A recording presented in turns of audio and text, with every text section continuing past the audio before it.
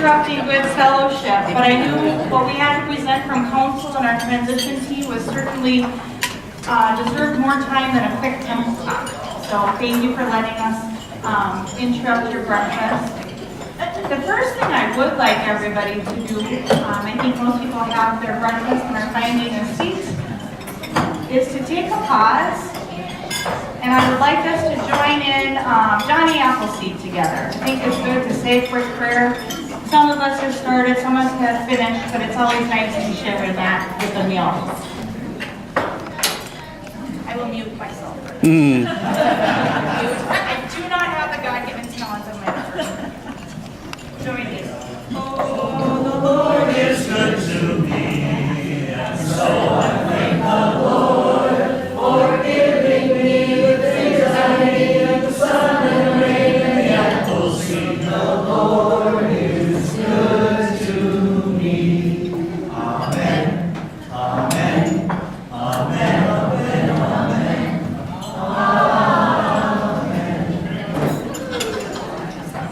Thank you. I do believe that the Lord has been good to each and every one of us, as well as the community of St. John's.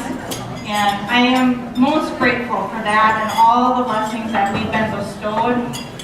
Over this last year, it really has been a privilege to be a part of the transition team.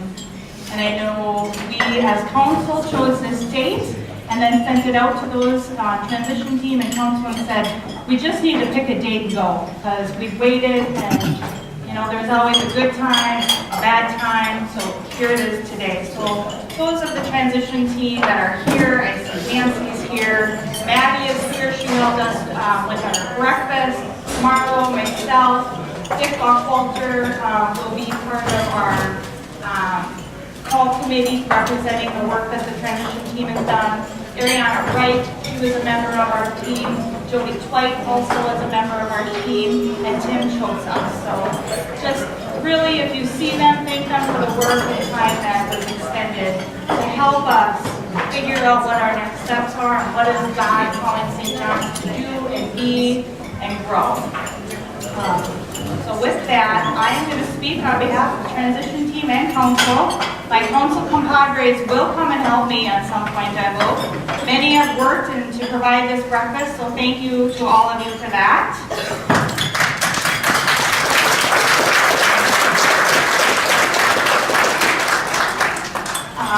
But yes, we will just go ahead and kind of present. I have things to present, but I asked too, if you have questions, let us know when Marlo finishes our breakfast. She doesn't know this, but she'll help me with a mobile mic, and we'll go from there. So this is what I'm kind of calling our mid-year report. One of the things you'll see that we have committed to with the council is to communicate clearly and as openly as possible throughout processes, what's happening in the church. And it's not just the 12 of us to do that, it becomes the entire congregation, making sure they're telling us what they're involved in, what's happening, what projects are going on, what's in the community that we need to reach out to. How do we honor people in a meaningful way and with foresight? We're working on it. The work that we did with the transition team was really for one purpose, to find out what is God sending us on to do before we call the lead pastor. Most companies, churches, wherever you may be, have a vision statement and a mission statement. And we really struggled with this because we tried to take all of this and then put it into a mission statement. And we weren't able to, or we just said, you know what? Why try to put it into a box that somebody else tells us is the right way to do it? So instead of struggling with it, we ended up saying this is what St. John's purpose and guiding principles are. And how we came to be is answering these 6 questions very prayerfully and meaningfully, utilizing the information and answers that you gave back to us, looking at the missions that we serve, looking at our greater community and our place in the world. So number 1, and I'm not the most technologically savvy person, so bear with my simple formats. Why do we exist? Living in God's grace, St. John's Lutheran Church is an inclusive community, worshiping together, growing in faith, serving others, and living as witnesses of Jesus Christ. This doesn't change. This is unwavering. This is why we are here. I think we can all take whatever we do, whatever missions we do, if it's VBS, Sunday School, Food for Friends, Haiti, our Wilka Women's Group, everything we do, whoever we are, we need to come back to this, and this is why we do it. How do we behave? This one was hard. It was actually, as Tim Joseph had to get the book out at one time and say, this process is messy. Because our behavior changes. Our behavior reflects who we are, but also reflects who we want to be. So sometimes we say this is who we are, and we look at it, we're like, oh, not really. But it's who we are at the core. And we're not perfect. And we don't do everything right all the time. And again, the we is the collective St. John's. But this is how we behave. We reflect God's love in our actions and our decision making by providing hospitality, embracing each other's individual faith journey, modeling forgiveness, and committing to a life of devotion and service. And again, I think when we look at everything that we've been doing here at St. John's, from the first groundbreaking to what we're doing now, we can tie it back to this is how we behave. And all of this, again, is in God's love. And we know what that means. That's by His grace. That's by His unwavering forgiveness of us and who we are and the process and the journey that we're at. We know that some people don't even know what Lutheran is. Some people don't even know exactly what Christian is. And some people have been grounded solidly in their faith and are mentors and leaders for others. But we need to acknowledge everyone's at a different spot and embrace them and welcome them. What do we do? We say this is who we are and how we behave, but how do we actually do it? What do we do? How do we reflect our behavior? We provide worship, service, fellowship, and faith formation for the members of our congregation and community, and participate in the ministry of the wider church. It's not just us. It's not just our children. It's our community, it's our world, and again, our missions, our programming, our staff, and who we are reflects us already. We just need to embrace it and grow it. How will we succeed? This is the work. This is kind of where we're at. And this is where we ask everybody to help. Because again, it is not the paid staff. It is not the 12 elected leadership council. It is not just the chairperson or just the commission, but it is everybody. That is how we succeed. We invest in our people, we empower our people. But the tagline, everything, we will succeed by investing in and empowering people to lead and serve, offering unique and innovative forms of worship, fellowship, service, and education, fostering intergenerational faith relationships, connecting with the greater community in visible ways, communicating clearly and consistently using all media types, hence videotaping today. So if somebody wants to see what was said, can they get a hold of it? Teaching and modeling generous giving to remain financially viable and being intentional in our evangelism. And evangelism, I'll say, was a scary word for me because I thought of it in a very negative connotation. But evangelism is getting out of our doors and making sure that people understand what the St. John's community is all about and how God brings everybody into this world and the mission that we share and engage with. Number 5, what is most important right now? And those 2 words at the end are, I think, really important to say right now. Number 5, we had just said at our last council meeting, we will revisit this all the time. Because if we just say, oh, we did it, check, we're done, then we're stagnant, we're going backwards, and we're not moving forward. So what's important right now changes, and it changes for each commission, it changes for each staff member, it changes month to month. But the transition team, as they presented it to the council, and this was all approved by the council as this is who we are. So right now, the most important goals throughout the call process, because that's where we're at right now, and over the next year are communicating clearly and consistently, and investing in and empowering people to lead and serve. That's the greater mission. That's the right now at St. John's, what we need to do. That's what we're spending our time on and have been spending our time on. And of course, we cannot miss out on call a lead pastor. But we can't just focus on calling a lead pastor, or our church becomes stagnant and is no longer moving forward. So yes, we are working to call a lead pastor, but we are also working to make sure how do we as a congregation continue to uplift God's thoughts and visions and missions and make us strong and excited. And then number 6, this one gets really messy, and again, this is where we really need to start digging in and finding other people to help us. But who must do what? Again, it's not staff, it's not council, it's everybody. So the leadership council, some of the recommendations and what we've taken on is set specific goals for a communication improvement plan, allocating funds for communication improvement, providing direction to commissions to empower autonomy, and clarifying commission communications through monthly reporting from each of the commissions. Some of you, this is my next step, or our next step for the council. Until we had a call committee in place, everything else was like, that's great, I'll put it in the file. That's great, we'll talk about it later. But you're going to hear more about the commissions next, in the next few slides. Pastors, we really look to them to coordinate consistent communication efforts with staff, with commissions, with anyone that's coming through our doors, so that everyone understands and knows what we're doing.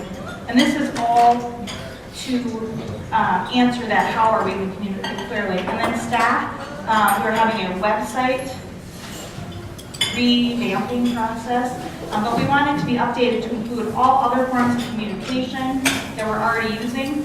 How do we, some of the suggestions were, what's the volunteer sign up? What are our council minutes? That, I hope, if anyone is interested or has noticed, we have committed to, and Kelly, where's Kelly? Kelly is our secretary back there, stand up.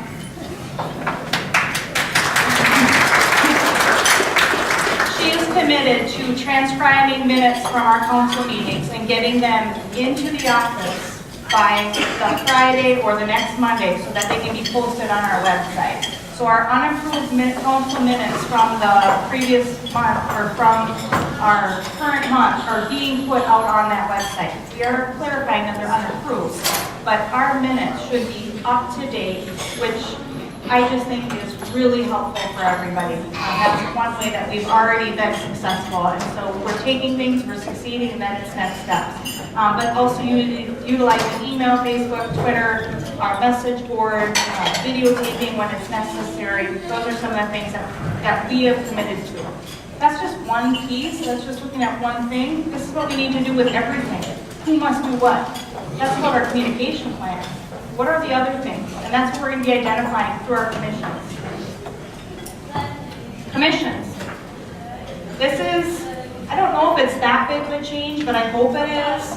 We really want to empower each commission to serve the needs, programming, and have each of them outline what do they do? How do they serve St. John's in the community? What is their purpose? How do they communicate with us? But in there, yeah, Kim up here in a sec too. But we want commissions to be empowered. We don't want to have to micromanage every decision that's made. We want to say, here's your programming that you've taken on, or what is the programming that you've taken on? What are the missions that you've taken on? What are the purpose? What's your purpose? And have action plans for everything. And then have recaps for everything that you do, to present to the congregation, to present to the council. And this is a work in progress, and this is what we will see us as council members working with everybody over the next several months, so that my hope and thought is, as we get a new lead pastor in here, we're running an efficient church. We are running what God's mission is for us. We're not waiting for a lead pastor to come in and show us how to be who we are, because we will have it down and we will be excited to share, and that will help us attract the best candidate, because they're going to say, I want to be a part of that. But with that, specific things look into commissions. They'll be empowered to serve the missions and programs falling under their responsibilities. Create a meaningful budget in which to operate. delegate a chair or lead. This is my most important ask right now. If you are involved in a commission and you have not been submitting a report, or I don't know that your commission exists, and I say I am also, please send a note to the office. And if you are a chair or a lead to a commission, send a note please to Cheryl, just to say, I am so-and-so, and this is the commission I'm the chair of, because then we'll be expected to communicate with you. Here's my other best addition to council, our treasurer. Another round of applause for her and the time she's already spent getting herself prepared. I did, when asked if I would fulfill this role, I said not with a really good secretary and a really good treasurer, because I can't do either of those jobs and do everything else too. It is a group effort. But I'm going to have her just talk a little bit about some of the things that she's been doing, what we're trying to accomplish with that, and some of the needs that you'll see with commissions coming up when I talk about create a meaningful budget in which to operate. Hi, I'm Alan, and like Jen said, I'm the treasurer. Sorry, right up now, can you hear me? I've had a really good experience so far with being a volunteer. It is a lot of work. There are a lot of things that go on in this church that I was completely oblivious to. So learning about these commissions, working with the council has been a real learning experience for me. Thank you. But like Jen said, one of our goals is to work with the commissions. You know, I will admit this about myself, I really actually enjoy budgeting, which no normal person does. But with that being said, with the commissions, one of our goals is to help, for Jen and I think, a little bit too, to learn about how some of this works, but we're going to try to do our budget process a little earlier. Typically it happened in December, and from a personal aspect, my life is insane in December, just like everybody else's. So I'm hoping to start some of those conversations in August. So if you're on a commission, if you prepare a budget, feel free to reach out to me, have questions. Jen and I are probably going to meet with people to just try to figure out, are we doing things the best way? Are there ways to make this easier for everyone to understand and work with? So that's kind of what I envision. I'm here to help with anything.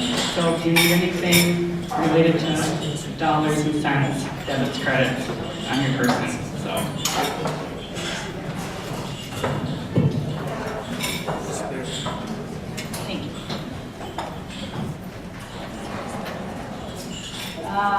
Council's communication and visibility. One of the things we really want to do is be present.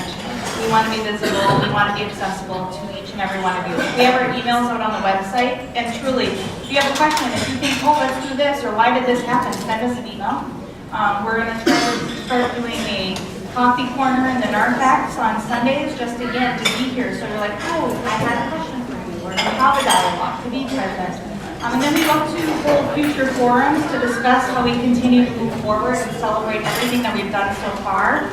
I know one of them that the transition team talked a lot about, and we have kind of as one of our number ones, is what type of church are we and what does that mean? How does that fit into the worldwide church? How does that fit into progression of our church? Because we all looked at the history of St. John's, and we have changed. And the world of the church has changed. So how does that continue to move forward, and how do we fit into it in the most appropriate way so that we are successful and engaged and relevant without changing our number one and number two? Why do we exist, and how do we behave? It was very enlightening looking at some of those things.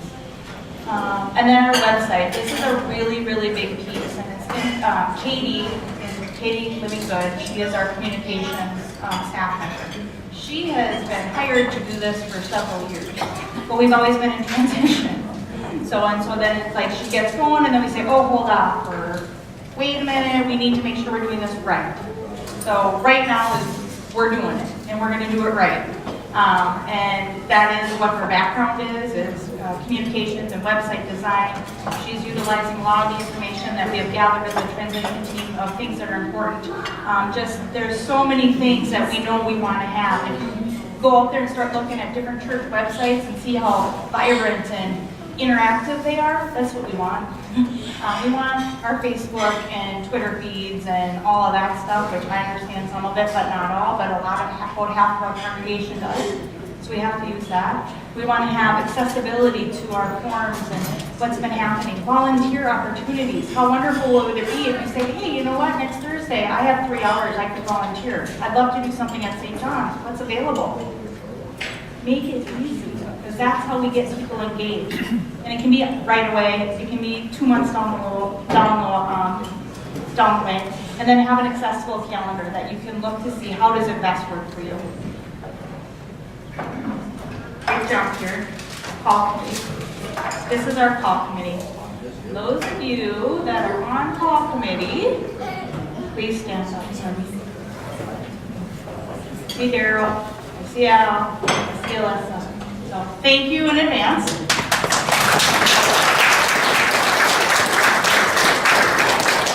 It's always hard when you're asking them,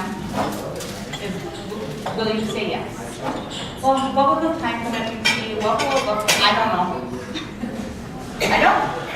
We hope it'll be smooth. We hope that we help prepare us here and at the Synod office. But I don't know, and we don't know. But so I really do appreciate and thank each of these 8 people that said yes to do this. Dennis Foster will be the chair of the commission, or the committee, and they've already met multiple times. They're working on the ministry site profile. The transition team and the council have also all weighed in on that transition, or the ministry site profile, and so that will be coming. A couple of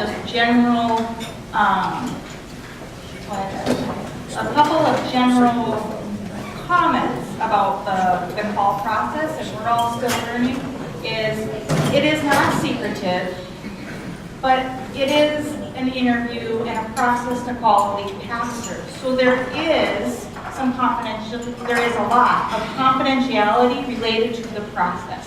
It's not because we're hiding anything, it's not because we don't want to be transparent, it's to really honor the candidates as they're going through the process, because some of them might have a current position that we don't want to interrupt or let the cat out of the bag. It's like interviewing for any other major corporation. We don't know what's going on for the Rochester Police Department's new head person either, right? So I ask that we respectffully understand that we will communicate with you as transparently as able, and any questions you have about the process, certainly go to Dennis and ask him, but it's hard sometimes, so just trust and faith in God to lead us through this process, but I will ask that. That being said, Pastor John, you talked about, is the nomination form out yet? Pardon me? There was a form that you and Dennis were working on, or if someone had a name, Yes. and is that on the Welcome Center? Yes. Out on the welcome desk, there's a submission form. If you have somebody that you want to recommend as your next pastor, you're welcome to do that. Put that, fill it right out. Put it in the box that's right there on the welcome desk, and it will be kept confidential. That will go from here to the Synod office, because the Synod office works on our behalf to vet all these people and make sure that it's appropriate. I've done that before. We're not trying to do anything sneaky or anything else. If you have any bad issues with former Synod offices, please put that behind you. These people are working on our behalf, and they're doing the best they can. I used to do that work, and I know that I work very hard for every congregation. Let me promise you this. No bishop wants you to have a bad relationship, right? They want you to get the best pastor that you can get and to be the happiest congregation in the Synod, so they don't hear the phone ringing every hour.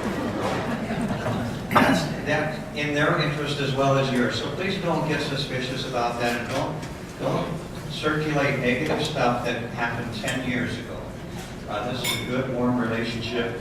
Susan Miller will come out and visit with the congregation, have a town hall meeting. She'll answer any of your questions. She'll tell you how the process works.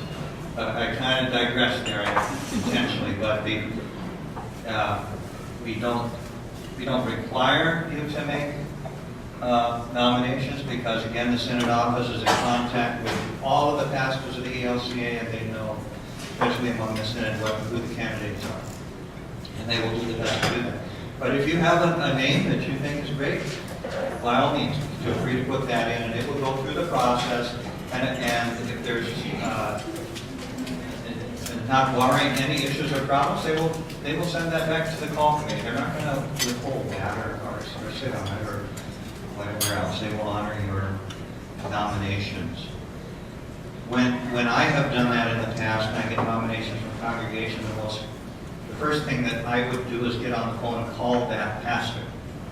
First, if they were out of the Synod, I have to call their bishop first. Then I would call that pastor and I say, you know, St. John's is interested in they're in the call process. Your name has been mentioned. How would you feel about that? The most common answer I get is, no, I'm sorry, but I'm real busy right now. And I've got things in my own congregation. And that may be the number one reason why you don't hear about that nomination later. But if everything's good, hunky-dory, by all means, we'll put that in a packet and bring that along with the other resolution. I just want you to be clear about how that process works. It is, as Jen says, it feels secret, but please don't be suspicious. There is a very warm and friendly relationship. They want you to find, and I know that Susan Miller is very positive about coming with some good candidates for this congregation. Okay. I kind of took the floor. You want? I will take a break. Mark wants to get away from me. And then he kind of stole my thunder. I was going to try and share a little bit, but we did meet with Susan Miller at the Synod in January, shortly after, at the beginning of February, with Dennis, and what am I supposed to do? You have to be on the camera. Oh, am I in it? Okay. I prefer not to be. Anyway, she was just really, really encouraging, and I know that's been some of the concern of how long this has taken, and there's a pastor shortage, and we walked out of there feeling really, really good and so excited because, especially having been on the transition team for the last year, and all the work that's been done, and the position that at least we feel like we've put us in at this point, this is going to be an awesome place for someone to come, and there are going to be pastors that are going to be wanting to get in here. That's how she left us. There's congregations that are of similar size and similar communities, and she said we are going to be something special. And so that I just felt like that was really important to share with you guys because it helped us feel a little bit more confident about what we had done and why we've put so much time and effort and taken this length of time to do it. So anyway. Stay here. That's my right hand right now, is Marlo. So thank you, Marlo, for taking this on with me. She's vice president of the council and has been lots of texts and emails to make sure that we're all doing everything that we're supposed to do because we're learning.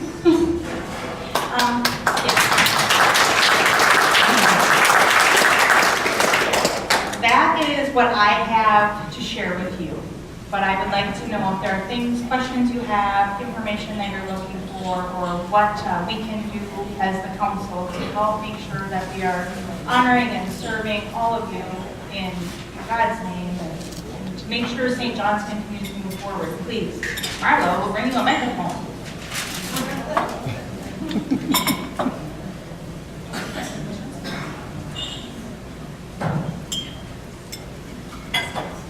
I have only one question.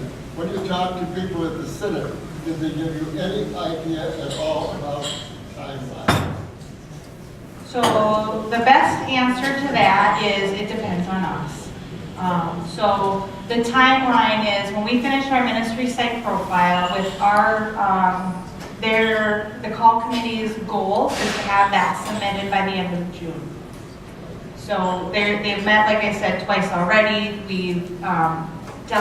We've really just already, we've dove into that quite a bit before calling the call, inducting the call committee. And so once we give that to the Synod, then Susan will turn around quickly. So that's the thing. Summertime, it will be a busy time at St. John's to be involved in this process because Susan will say, here are the dates that I can come and do a town hall meeting, and she does not offer up candidates until she comes and meets with all of us to make sure what we submitted as our ministry site profile truly reflects the congregation, and that's a point in time where the entire congregation can come and have a conversation with her before then she tries to match us up with candidates.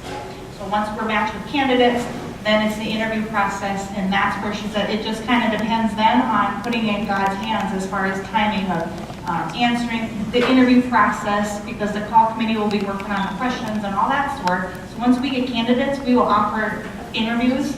It comes down to coordination, summer, and the process. Yeah.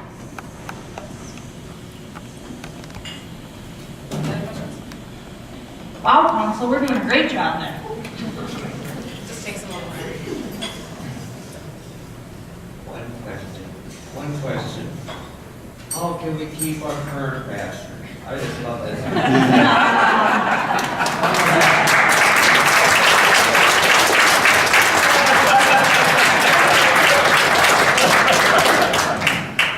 I think the mountains are calling him. Let me answer that. The short answer is that in order to protect the integrity of interim ministry, we sign a contract at the very beginning. It says, I will not seek this call, nor will I accept it if offered. And you signed the contract. You didn't personally sign it, the congregation signed the contract, said we will not offer the call to you. Okay? So let's just put that to rest. We're going home to Montana.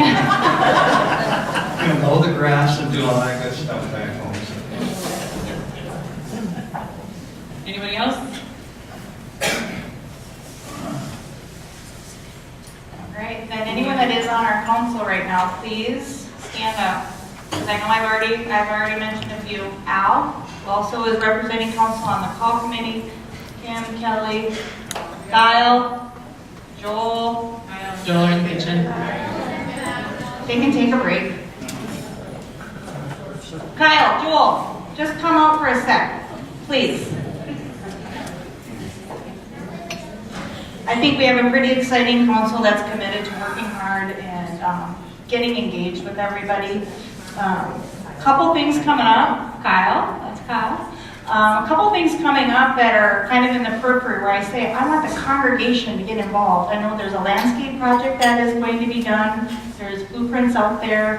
We don't have a timeline or whatnot, but as soon as I get a date from Deb Smith that says this is when we're going to do it, I envision us coming together as a congregation to get that work done. If you can't shovel or do the heavy duty work, there's kids that will be around, so we can have some fun with kids. I figure we can do a light meal and just join together as a congregation and do that work and be excited about it and beautifying our space. I think that'll be nice. And then volunteers are always needed. And I understand that the Oasis program right now is such an important program of our congregation and extending the community. It offers up an opportunity to have children come into our doors that may not otherwise do it, and I just really take that to great heart. But without volunteers to run it, adult volunteers, we can't sustain that program. It's not safe for the kids, and it's not safe for the adults that are there. So think hard about who might be able to help out with that program, whether it's you, a friend, or anybody. But our Wednesday after school program is really hurting for volunteers for the years to come to have the opportunities after school and through the education and music. So prayerfully consider that and look into it, because that's a program I would hate to see go by the wayside, but it's definitely, we have to fulfill our safety obligations, and so we need more adults. And it doesn't have to be committing for the whole year. You can say, hey, I can do 2 Wednesdays, or I can do a month, or I can do 1 hour once a month. We'll find ways to find you. If you say, hey, this is what I have, we'll pitch you in. And there's Joel. So Joel is also a returning member. So thank you to everybody that's on this. Al, Joel, Kyle, and John Detterman's back in the kitchen, and Maddie helped prepare this meal for us today, and Lauren. So thank you for breakfast.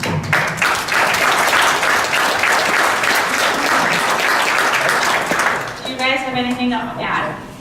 Want to say?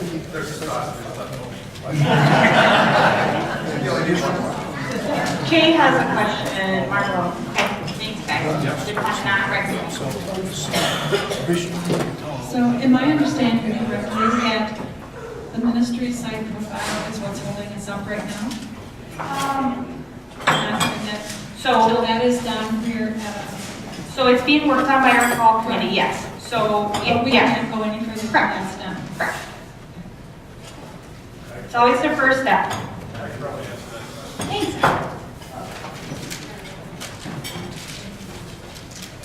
So, I'm just getting started in being on the call committee here and adjusting to this, and this ministry site, this ministry site profile is really our way of representing the church. It's telling potential pastors who we are, what we're doing, what we have as gifts in either people or, facilities. We have a lot of great gifts here. We've got a lot of young, talented people. We've got a lot of experience around here. We've got second and third generations coming up in this church, so we really have a lot to offer. But we need to put that on paper so that potential candidates can look and say, hey, this is a great place. This is where I want to go. So that's where we're at now. I'm just trying to fill that out. And you look at some of the questions that are on there, and you look and you're like, how do I answer that? And it takes an hour or two of time to really think and answer these questions appropriately. So that's kind of where we're at. Our goal is the end of June. So hopefully with prayer and God's will, we'll get it done.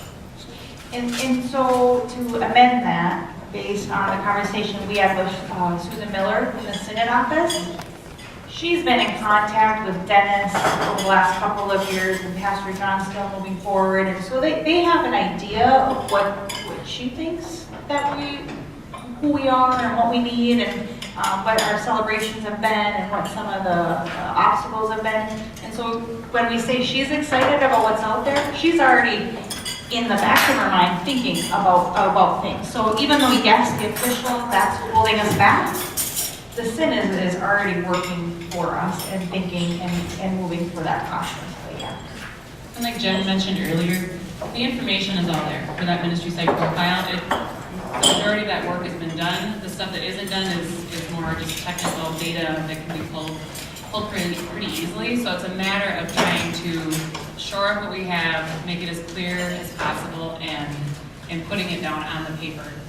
So they really got quite a ways this week, just limited or kind of narrowing down what it is they wanted to put in there. So I think it'll come together pretty quickly. They're essay questions. Well, it's our resume to new pastors. Great way to look at it. It's our resume to the pastors. Try not to look at it as holding up anything. It's due process. You are benefited by making, the last thing you want to do is make a hasty decision. So take your time. It's God's time. It will happen. And St. John's will be functioning quite well in the meantime. So It really is the process that's bringing the call committee into what the transition team has been doing. I mean, there was no way for the transition team to do it on their own and then hand it off and be like, okay, go Go with find it. this person. Yeah, so it's been a good time for them to kind of come up to speed with what we have been doing and move forward with it. And the transition team continues to be available to the call committee to help with any of those things. it's hard when you're not part of it, to be patient. But patience is virtue. It's hard when you're part of it too.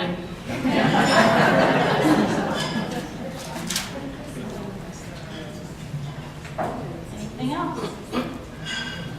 Like I said, all of our emails are available and you can call the office and get my number at any time too. So thank you for all of you of being committed to St. John's and I'm excited for where we're going. One more.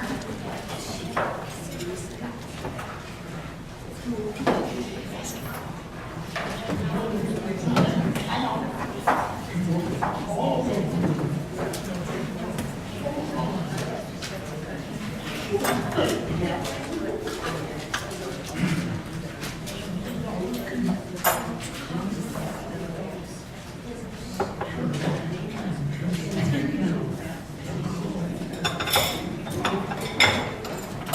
Thank you. Somebody repeat that. Thank you guys for everything we've done and committed to do. So we continue to grow and prosper at St. John's, and that is what we're doing. Thank you.